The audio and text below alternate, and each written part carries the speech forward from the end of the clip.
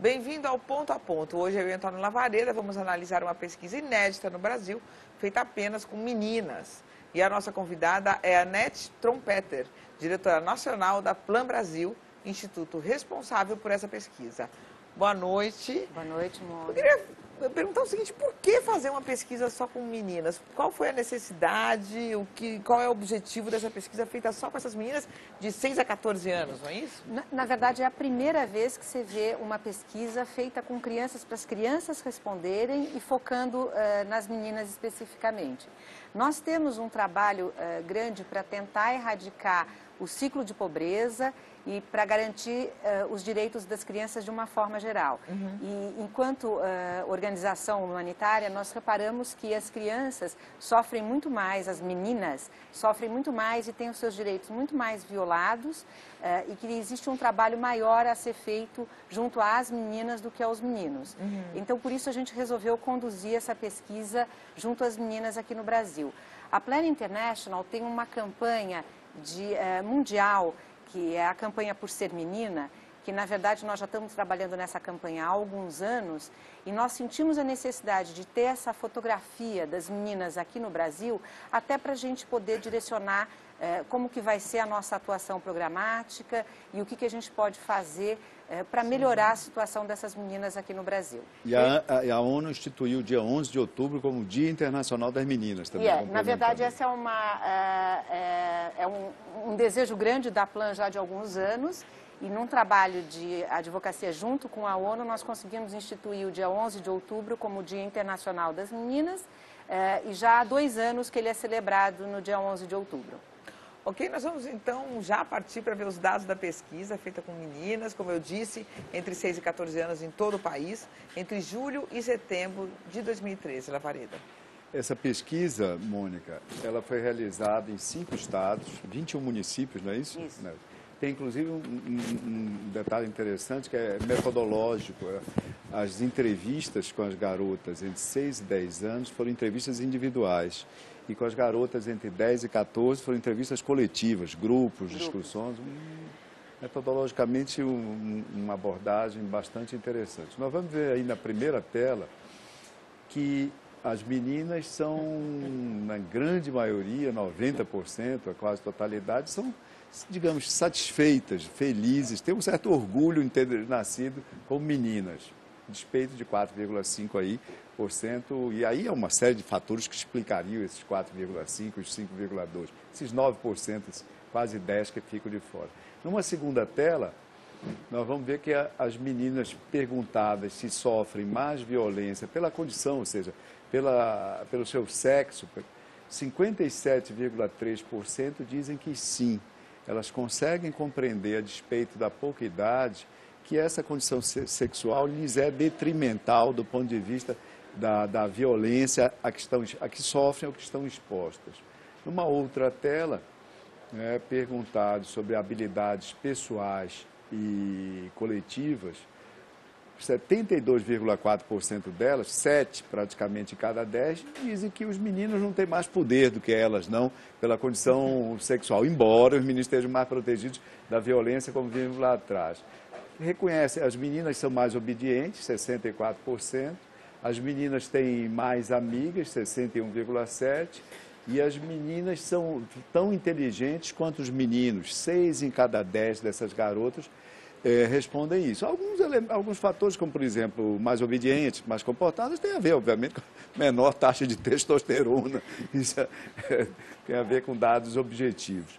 Olha, essa pesquisa, em que é que ela ajuda ou já começou a ajudar vocês, a organização de vocês e outras? O que é que ajudou a propor, a construir sugestões de políticas públicas com relação a essa questão, né? Uma vez que essa pesquisa trouxe dados da percepção da garotada do sexo feminino sobre as suas, digamos, condições de vida.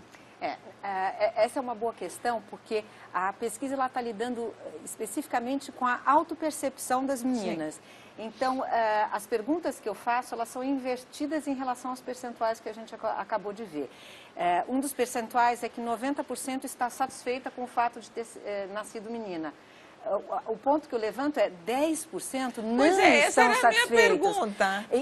Na verdade, Aliás, 4,5%. Desculpa, só introduzindo aí, já prejudicando sua resposta, isso tem a ver também, eventualmente, já com uma primeira intuição de orientação sexual, etc. Por isso que, na verdade, a investigação deveria ser feita.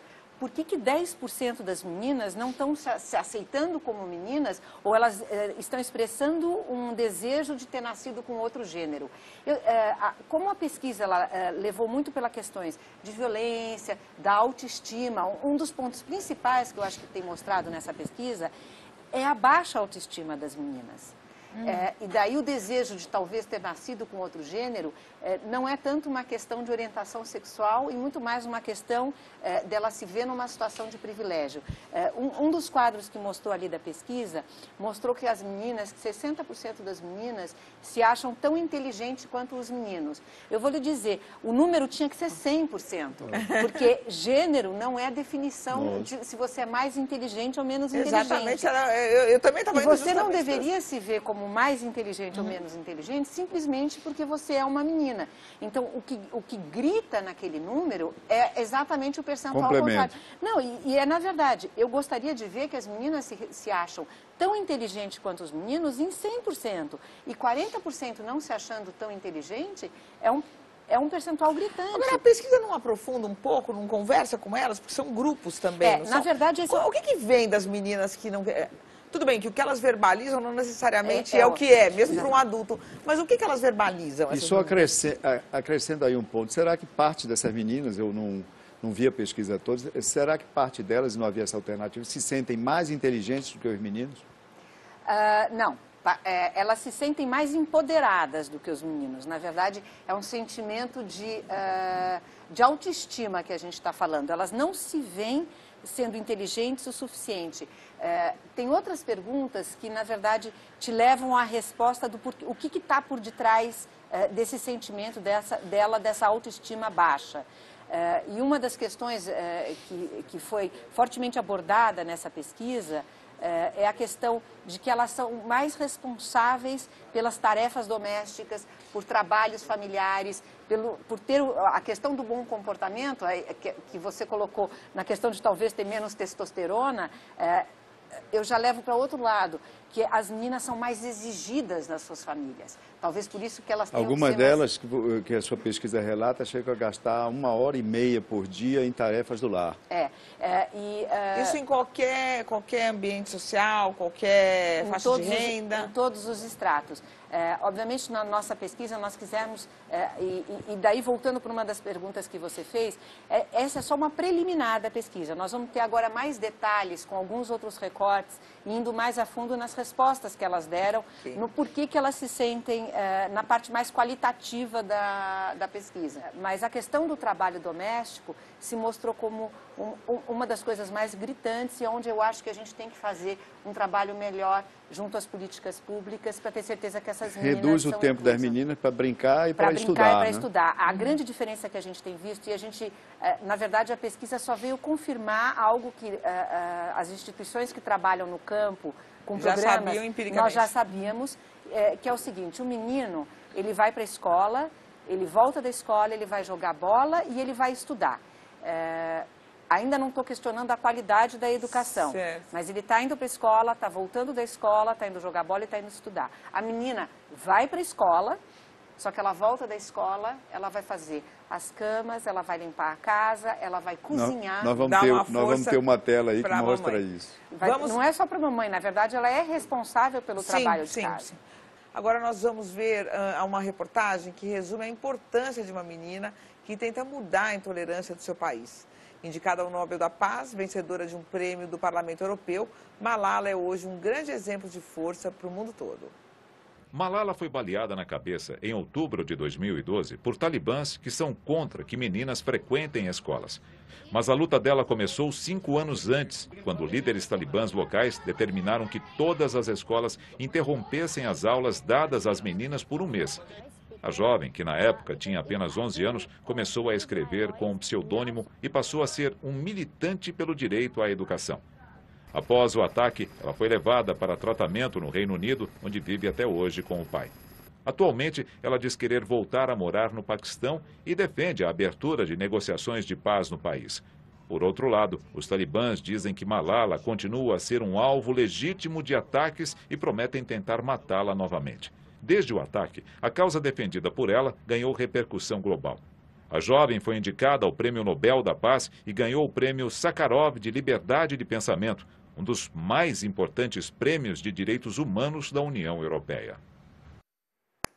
Bom, a gente está vendo um caso dramático, né, de um outro país, uma cultura muito diferente da brasileira. Nessa pesquisa que vocês fizeram, vocês encontram não algo semelhante, mas algo que situações de violência ou de opressão relatada por essas meninas? Sim, a gente vê bastante ainda um nível de violência que elas se julgam castigadas na família e que já sofreram algum tipo de violência. A questão da Malala, quando houve o evento da Malala, foi exatamente na mesma semana do Dia Internacional da Menina. A briga da Malala já era uma briga antiga para a questão da inclusão das meninas na educação num país onde você acabou de falar, Mônica, que culturalmente ainda está brigando para pôr a menina na escola. Nessa semana do Dia Internacional da Menina, nós lançamos aqui no Brasil o filme Girls Rising, onde mostra a história do que eu diria as outras Malalas, não só a Malala que ficou famosa por ter tomado um tiro, mas da briga de diversas meninas para ter certeza que elas sejam inclusas na sociedade com os direitos iguais.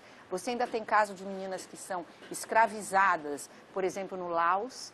Você ainda tem casos de meninas em Sierra Leone, em que elas não podem trabalhar da forma como elas gostariam de trabalhar, isso já falando das meninas mais adolescentes. Você tem casos que mostram de uma menina no Peru, onde ela gostaria de ter maior inclusão. E daí você vem aqui para o caso do Brasil, onde a gente talvez não tenha exatamente esse mesmo problema da menina não poder ir para a escola. Sim. Ao contrário, as meninas têm o índice de matrícula de meninas e meninos é igual aqui no Brasil, ele é equivalente. Só que o que essas meninas estão sofrendo em casa, em suas violências, ou tendo que fazer o seu trabalho doméstico e não estão podendo ter as mesmas oportunidades. Uma coisa que a gente tem falado, que os estudos da Plan International mostram, é que a cada ano que tanto o menino como a menina passam a mais na escola, aumenta a renda dessa pessoa mais para frente em 15% a 20%. E um outro estudo da Plan International demonstra que os homens, em geral, eles aplicam 30% da sua renda na sua família e na sua comunidade. As mulheres, ou seja, o futuro dessas meninas, aplicam 90% de suas rendas na família e na comunidade. Então, um grande trabalho que a gente tem feito e que está muito relacionada com o que aconteceu com a Malala e com o que a gente está defendendo por detrás dessa pesquisa, é que se a gente tiver meninas ficando mais tempo na escola, a cada ano aumentando a sua renda, essas mesmas meninas vão aplicar essa renda nas suas famílias e nas suas comunidades, terminando com um ciclo de pobreza. E eu acho que é exatamente por isso que a gente tem que lutar. Num dos trechos do filme Girls Rising, é exatamente numa menina, daí no caso é uma menina do Afeganistão, em que briga também pela inclusão das meninas, da educação das meninas, ela chega e fala assim: não me venha dizer que é a minha cultura, não me venha dizer que é o meu costume, a minha tradição ou a minha religião, porque mulheres afegãs do passado foram prominentes, famosas e estudavam. Então, usar o machismo ou a cultura como uma desculpa para isso é fechar os olhos para o problema. O que a gente quis com essa pesquisa é exatamente mostrar, na própria percepção da menina, ainda sem discutir a fundo questões mais sérias, por exemplo, de questões de exploração sexual que as meninas passam, ou de salários menores das mulheres, no fundo, ou seja, a gente pode chegar lá, mas ainda estamos ganhando menos do que os homens. O que essa pesquisa ajuda a entender é que, e o quadro que ela traça é que é uma manifestação da desigualdade que existe no gênero, ou seja, A pesquisa mostra essa desigualdade, a manifestação dela, e, ao mesmo tempo, ela explica como é que se reproduz, como é que se mantém a desigualdade desde o berço. Desde o berço. Em diferentes condições de vida, mesmo no ambiente doméstico. Mesmo no ambiente doméstico. E o que a gente quer, na verdade, mudar, é onde a gente acha que a gente pode agir, é trabalhar junto às políticas públicas, mas também, enquanto uma organização de desenvolvimento, a gente trabalha junto a essas comunidades e as comunidades mais necessitadas para ter certeza em que você vai rompendo essas barreiras modificar o comportamento. desde cedo e modificando o comportamento das pessoas de uma forma geral. Vamos ver agora mais algumas telas dessa pesquisa. A primeira delas, estão ali representadas as respostas a essa questão. Como é que os pais costumam agir quando você faz algo errado? 98%, quase todas, dizem que levam bronca, levam sermão. 44,3% dizem que são colocadas de castigo. E o número de 34,8%, 35% dizem que os pais batem nelas. Numa outra tela, perguntadas com relação ao sentimento de bem-estar na casa e na família, 87,4% dizem que se sentem amadas, bem tratadas, 87,1% dizem que se sentem seguras, e 84,9%, 85% dizem que se sentem bem. E só fazendo um comentário, replicando o que a Anete disse há pouco, é importante pensar sobre os complementos. Você tem aí entre 13% e 15% das garotas que não se sentem seguras, não se sentem bem, não se sentem amadas. Numa outra tela, numa tela subsequente, nós vemos aí a distribuição de tarefas no interior dos lares e o que é que compete às meninas. 81,4% dizem que arrumam a própria cama. Esse número, para os meninos, só para o espectador ter uma comparação, é de 11,6%. 76,8% dizem que lavam louça. Para os meninos, 12,5% são os meninos que fazem isso. 65,6% dizem que limpam a casa. Os garotos fazem isso, 11,4% deles. Limpam o lixo, jogam o lixo fora, 54,7% das garotas, e aí o percentual dos garotos sobe a 20,8%. Ou seja, os meninos também, segundo a mesma pesquisa, Mônica, o número dos meninos só sobrepuja o das meninas no que concerne a trabalho fora do lar. Aí 12,5% deles trabalham fora do lar, e enquanto que 1/3, 4,3% das meninas trabalham. Esses números aí nesse bloco, para a gente ir arrematando aí a análise da pesquisa tão interessante que o seu instituto conduziu. Esses números de ocupação das meninas, ou seja, isso é trabalho doméstico, né? Isso é trabalho doméstico. Qual é a análise mais objetiva que deles pode ser feita? Tem alguns outros números também, por exemplo, e daí não é só aqui no Brasil e não é só nas regiões rurais do Brasil, onde a menina é responsável pela tarefa de ir buscar água. Naquelas casas e nas residências onde não chega água, a menina ela tem a responsabilidade por ir buscar a água. Primeiro, no resultado dessa pesquisa, quando tem essa parte dos meninos em que 11% deles vão trabalhar fora, a gente deveria ter tolerância zero para o trabalho infantil. Sim. Porque nós estamos falando aqui em idades tenras, nós não estamos falando em adolescentes, em final de adolescência, nós estamos falando de crianças. 6 e 14 anos. De 6 até 14 anos. Então, esse percentual é inaceitável de pessoas que estão indo trabalhar fora. O trabalho infantil tem que ser extinto, né? E daí vem uma questão que é bem mais subliminar. A menina ela pode não estar saindo para fazer o trabalho infantil fora, mas ela é a grande responsável dentro da casa dela. Eu ia perguntar, quer dizer, qual que é a linha? Porque eu, como mãe, já fico enchendo a minha filha, dizendo que ela não faz nada em casa, que ela deveria arrumar a sua cama, que ela deveria ter um mínimo de responsabilidade, que ela não tem, que ela tem alguém que faça por ela. Então, o que é? O problema é ser responsável? É ser a responsável, é isso que eu ia dizer. Na verdade, na Plan, a gente diz que o trabalho da ajuda doméstica à mãe, ele Ele é certo, ele é ok. Na verdade, é um processo de aprendizado. Sim. É até para você dar mais responsabilidade para as crianças. Né? Ou seja, aquilo que você colocou um dos dados, que o único que o menino era maior que a menina é que ele ia levar o lixo para fora. Tudo bem, levar o lixo para fora e ajudar a família faz parte. A grande questão é a quantidade de horas que a menina passa trabalhando e a responsabilidade dela, que não está sendo só para o trabalho da área dela, arrumar a sua cama. Ela está arrumando a cama dela e a cama do irmão. Tem uma pergunta que mostra que ela arruma a dela, do irmão, provavelmente da mãe, do pai, lava a louça, cozinha. Então ela está passando horas que deveriam ser passadas brincando, estudando, fazendo o trabalho doméstico. Uma pergunta só para complementar. Será que essa PEC das domésticas, que reduziu na classe média brasileira o número de empregadas domésticas, por motivos óbvios, isso terá aumentado também para a participação ou convocação das meninas para esse trabalho doméstico? Ou até, por um outro lado, botando um contraponto, quer dizer, ela pode ter talvez aumentado para quem não vai ter esse trabalho doméstico à sua disposição o tempo todo, porém, na casa das empregadas domésticas que podem voltar mais cedo às suas casas, porque suas filhas, em geral, ajudam nas suas casas. Então, por um outro lado, ela pode ter um impacto de se diminuir o número de horas que uma menina trabalha. É isso que eu fiquei pensando.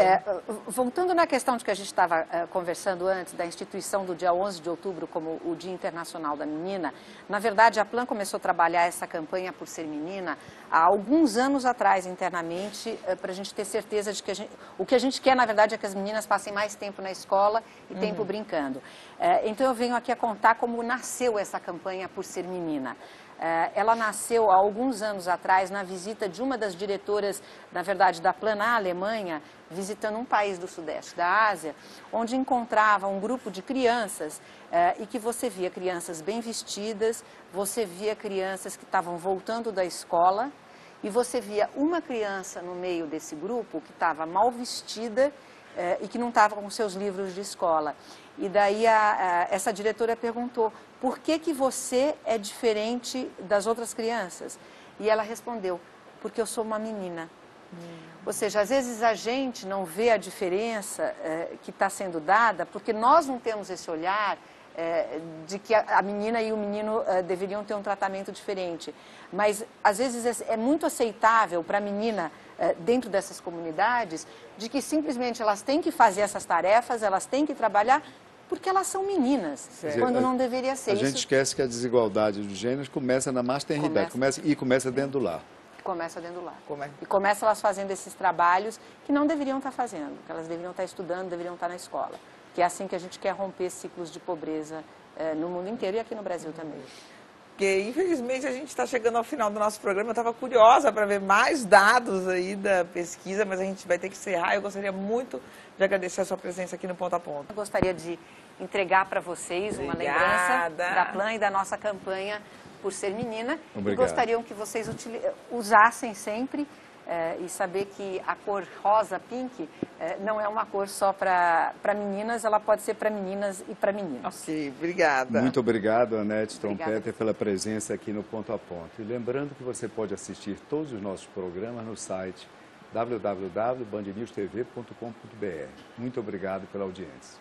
E para entrar em contato com a gente, o e-mail é pontoaponto@band.com.br e o nosso Twitter é @pontoapontonews. Muito obrigada pela companhia e até o próximo programa.